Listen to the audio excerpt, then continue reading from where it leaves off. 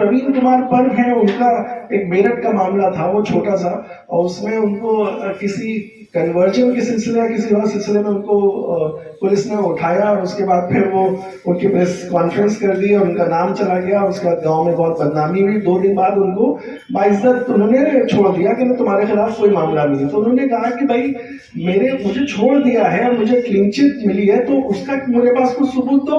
तो उनके पास कोई चीज थी नहीं, ना लेने की ना कहने की।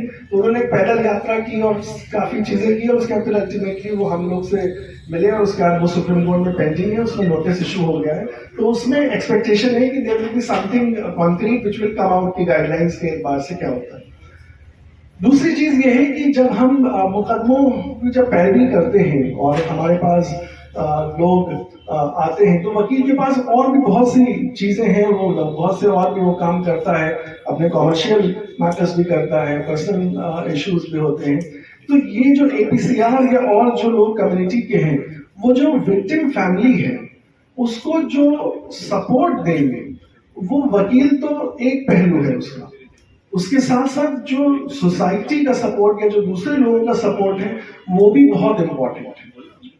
क्योंकि विक्टिम तो वो एक है, और वो विक्टिम जो है वो इस वजह से है क्योंकि उसकी एक पर्टिकुलर आइडेंटिटी है, और उसको जब सब सपोर्ट कर रहे हैं तो उसको आपको दूसरे पहलुओं से भी सपोर्ट करना होगा। और आई थिंक वो भी APCR ने बहुत अच्छा वो किया है। लेकिन जो दूसरे मुअज़्ज़िज़ हज़रात हैं यहाँ मौजूद, मैं ये बात उनसे कहना चाहूँगा कि वो सिर्फ उनको पेशी पे आना, उनको पेशी में साथ जाना वो एक अलग बात है, लेकिन उसको हर एतबार से उसको ज़हनी तौर के ऊपर मतलब इमोशनल सपोर्ट देना, उनको साथ रहना, ये भी एक बहुत बहुत अहम चीज़ है। आखिरी बात मैं ये कहूँगा कि हम लोग ने जब ये मामले किए, इसके एक बड़ा तूफान आया था तबलीगी जमात का, और उसके अंदर एक अजीब व गरीब आफत थी, और उसमें हम लोग सुप्रीम कोर्ट गए थे शुरू में। और मैं आपको बताऊं कि उसके अंदर कितने मतलब एक सिलसिला है, 25-30 पेशियां हैं सुप्रीम कोर्ट में उसके अंदर, और उसमें सब में कामयाबी मिली।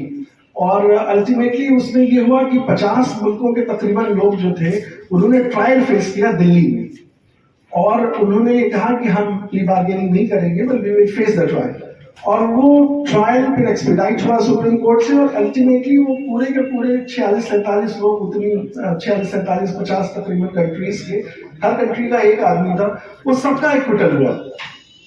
यही दिल्ली के जज, डिस्ट्रिक्ट जज, मजिस्ट्रेट लेवल के से ये ऑर्डर हुआ, उसका कोई आगे फिर उन्होंने चैलेंज नहीं किया। उसी तरह से बहुत से केसेस हैं हम लोग के पास जो NRC के हैं या और जो दूसरे हैं, उसके अंदर कामयाबी मुस्तकिल मिल रही है।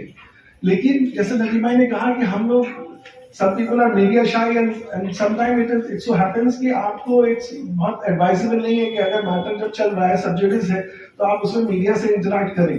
लेकिन उससे ये समझना कि जैसे उन्होंने कहा कि शुरू में ये लगता है कि ये इतनी बड़ी एक प्रेस में चलने लगता है, उसका काउंटर कुछ नहीं आता, तो काउंटर्स जो आते हैं दैट टेक्स टाइम, वो कोर्ट ऑर्डर्स के फॉर्म में। अब तबलीगी जमात का ही मामला है, और उसमें आप देखिए कि उसके ऑर्डर्स एक पूरा एक सिलसिला है ऑर्डर्स का, उसमें जिस तरह से एक्विटल्स हुए हैं, जिस तरह से कोर्ट ने ऑब्जर्वेशंस दी, यहाँ दिल्ली में नहीं पूरे हिंदुस्तान भर में, तो उसका कोई कंपाइलेशन करे या उसके कोई एक प्रेस वो करे, तो वो इस तरह के जो क्लाइंट्स नहीं है, जो ये नहीं करना चाहते, they don't want to come in the front, लेकिन वो एक रियलिटी है।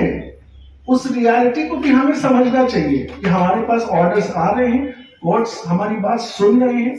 जो ये परसेप्शन क्रिएट किया जा रहा है कि यहाँ कुछ नहीं मिल रहा है, ये गलत परसेप्शन है।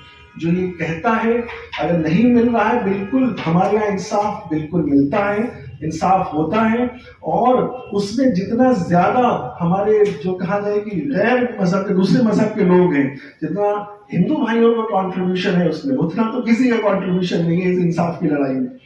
हमें सिर्फ अपने सब्र के साथ उसकी लड़ाई को लड़ना है। इतने लोग साथ दे रहे हैं, ये नतीजे आ रहे हैं, आगे भी और बेहतर होते जाएंगे इंशाल्लाह, बदतर नहीं होंगे इंशाल्लाह।